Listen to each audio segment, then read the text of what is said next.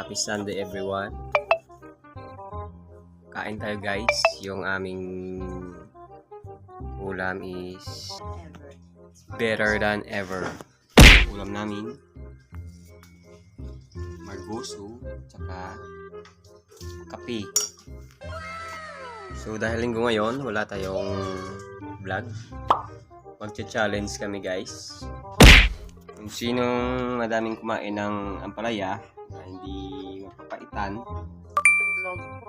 na may itlog ay siya yung magwawagi.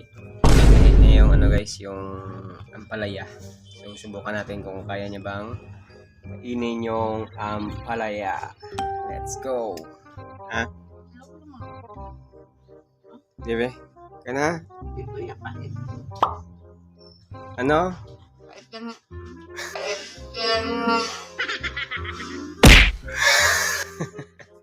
Hindi na pait ah. Dilawi bala, dilawi bala. Dilawi bala, hindi na pait ah. Oh. Oh. Dilawi.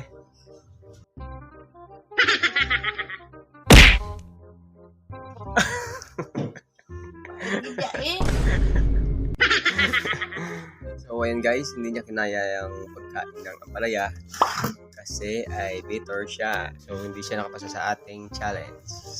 So yun gano'n guys, salamat.